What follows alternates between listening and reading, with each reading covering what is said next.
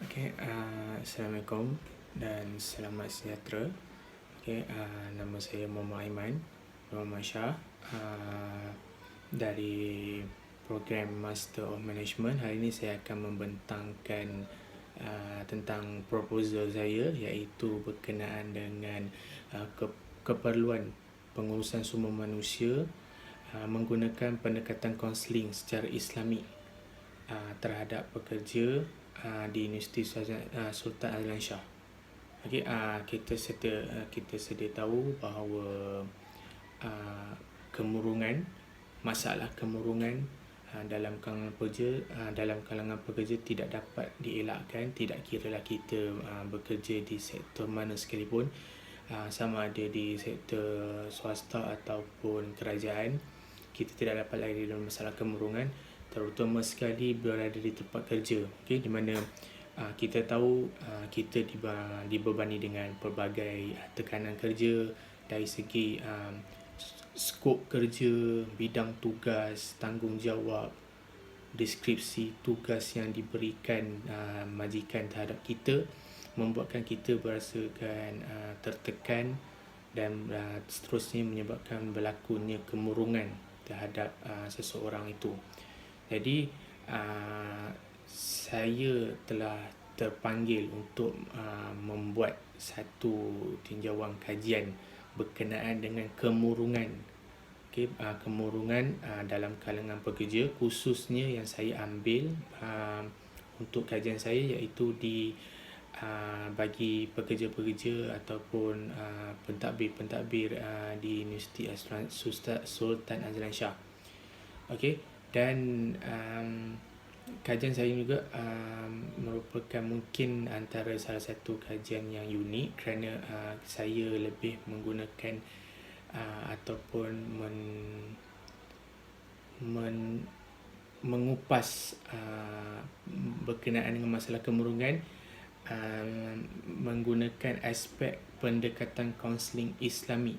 Pendekatan Islami, kita tahu kebanyakan kaunseling yang kita gunakan adalah lebih ke arah falsafah ataupun teori barat, tapi tidak banyak menggunakan pendekatan kaunseling secara Islam ini. Jadi di dalam kajian saya ini, saya akan mengkaji berkenaan dengan keperluan pengurusan sumber manusia menggunakan pendekatan kaunseling Islami terhadap pekerja-pekerja yang mengalami masalah kemurungan di Universiti Azlan Shah. Dan di dalam kajian saya menyediakan tiga persoalan kajian, iaitu pertama dari segi faktor-faktor yang menyebabkan kemurungan dalam kalangan pekerja. Kedua adalah apakah salah laku yang sering dilakukan oleh pekerja yang menyebabkan akibat daripada kemurungan itu. Ini bermaksud kesalahan-kesalahan atau salah laku yang mereka buat, yang mereka telah lakukan akibat daripada kemurungan tersebut.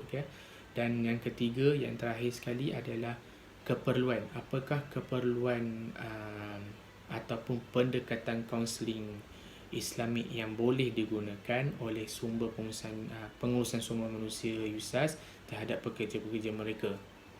Saya mengambil tiga persoalan kajian, dan objektif kajian saya adalah sama juga tiga. Dia menjawab kepada persoalan kajian saya, iaitu pertama, saya akan menghuraikan faktor-faktor penyebab kepada kemurungan. Kedua adalah menganalisis tingkah laku yang dilakukan oleh pekerja akibat daripada kemurungan. Dan yang ketiga, menganalisis keperluan-keperluan kaunseling-kaunseling Islami yang boleh digunakan terhadap pekerja-pekerja yang mengalami kemurungan tersebut. Dan metodologi yang saya gunakan adalah saya menjalankan kajian penyelidikan ini berdasarkan daripada pendekatan kajian tinjauan.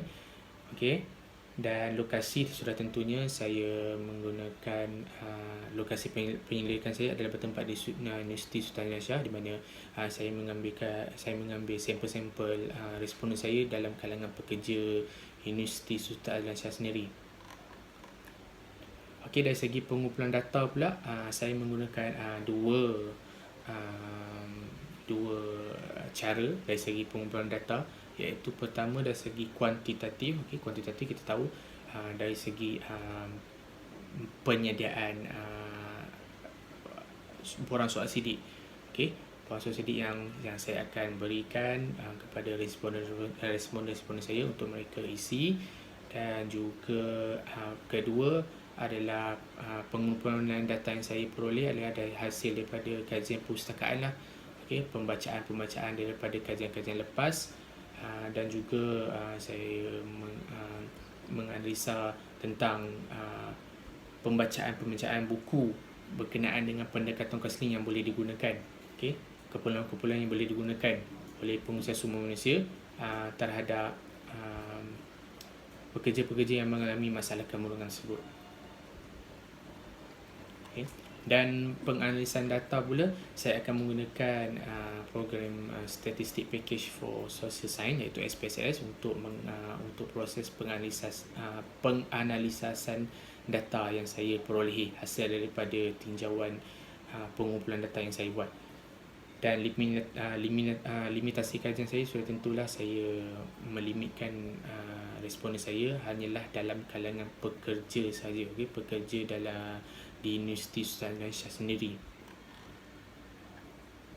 Okey, tinjauan literature saya adalah, okey, kalau kita lihat semula berkenaan dengan tajuk saya, iaitu keperluan penggunaan kaunseling secara Islami. Okey, kita lihat balik pendekatan kaunseling itu sendiri. Okey, kaunseling itu merupakan, kita boleh mendefinisikan sebagai satu bentuk perkhidmatan yang menghubungkan antara seorang klien dengan seseorang kaunselor yang mempunyai orang kata apa, kriteria ataupun kepakaran dalam menyelesaikan masalah psikologi. Okey, dan orang-orang ataupun individu-individu yang mengalami masalah gangguan psikologi ini biasanya dia akan panggil klien. Okay? Kaunselor-kaunselor akan menggelarkan diri mereka sebagai klien. Okay? Di mana dua individu ini akan duduk dan mereka akan bertukar-tukar pendapat, akan berkongsi-kongsi tentang teori, dan di sinilah kaunselor akan memainkan peranan untuk mereka menyelesaikan masalah-masalah terhadap klien-klien mereka. Okey, dan dari segi menurut daripada falsafah individu-individu ataupun kata apa, pakar-pakar teori, menurut daripada Suradi Salim 1996, okey, kaunseling, beliau ada mengatakan bahawa kaunseling itu adalah satu perhubungan yang dicirikan oleh keyakinan, saling mempercayai dan kemesraan yang membolehkan pekerja memperoleh kestabilan intelek dan emosi dengannya. Okey, dan dia boleh menyelesaikan masalah atau kemuskilan, membuat rancangan dan memperoleh kepuasan kendiri yang lebih tinggi. Itu dari segi definisi tentang kaunseling. Okey, kaunseling. Dan kalau kita lihat pula pendekatan melalui kaunseling Islamik pula, okey. Kaunseling Islamik, kita tahu kalau dari segi Islamik, di dalam Islam kita berpandukan kepada dua ikutan ataupun dua pegangan, iaitu pertama dari segi Al-Quran dan juga hadis Sunnah, iaitu apa yang telah dikatakan ataupun yang telah dibuat oleh Rasulullah. Kita akan mencontohi, kita akan membuat semula apa yang dibuat oleh Rasulullah. Itu adalah Sunnah. Dan Al-Quran, apa yang telah disabdakan ataupun apa yang telah ditulis dalam Al-Quran, seharusnya kita sebagai hamba manusia harus mengikutinya. Dan kalau kita lihat semula kaunseling secara Islami ini adalah kita boleh mengertikan ianya sebagai kedudukannya yang tersendiri, iaitu dia bersesuaian dengan syariat Islam itu sendiri, iaitu yang terkandung seperti mana yang saya sebut itu, saya sebut tadi, iaitu Al-Quran dan Al-Sunnah. Pelaksanaan kaunseling menurut Islam mestilah berdasarkan daripada syariat dan bukannya sekadar proses menolong membantu individu semata-mata seperti mana yang telah diajar oleh pakar-pakar barat, di mana teori-teori yang mereka gunakan itu lebih kepada hanya proses untuk menolong atau membantu menyelesaikan masalah semata-mata tanpa memikirkan setengah aspek. Berbeza dengan kaunseling Islami ini sendiri, mereka harus sekiranya kita harus melihat ataupun mengikuti kaunseling secara Islami, ianya harus melihat secara menyeluruh, secara holistik, di mana kita harus melihat juga berpandukan kepada Al-Quran dan Sunnah, okey, dan tidak semata-mata mengikut sekadar hanya teori semata-mata.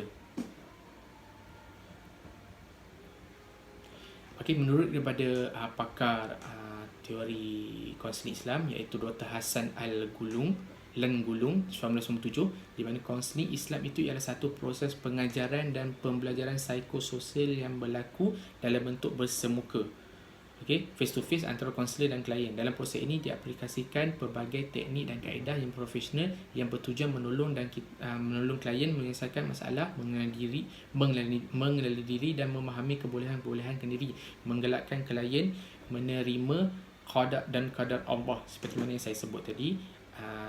Kaunseling secara Islam ini dia bukannya hanya melihat sebagai teori semata-mata, tetapi juga dia melihat melihat dan juga menyelesaikan masalah seseorang klien itu secara menyeluruh, berpandukan kepada Al-Quran seperti mana yang saya sebut tadi.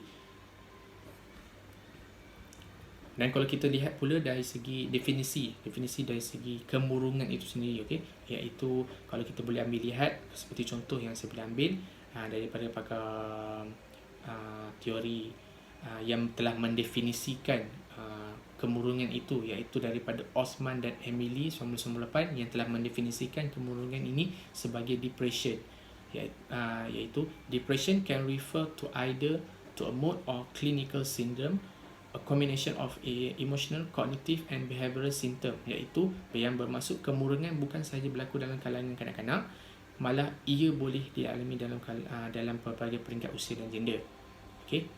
Dan kajian ini saya khususkan kepada kemurungan yang saya ingin kaji, masalah kemurungan dalam kalangan pekerja di Universiti Sultan Syah dengan menggunakan keperluan-keperluan pendekatan teori ataupun kaunseling secara Islami yang digunakan, yang boleh diaplikasikan oleh pengurusan sumber manusia. Dan itu sahaja yang ingin saya kongsikan berkenaan dengan sedikit proposal berkenaan dengan kajian yang saya akan buat. InsyaAllah kajian ini saya akan teruskan untuk saya mendapatkan secara lebih terperinci dan sahih tentang objektif-objektif ataupun persoalan-persoalan yang saya telah kemukakan berdasarkan apa yang telah saya nyatakan tadi. Itu saja. Terima kasih. Assalamualaikum.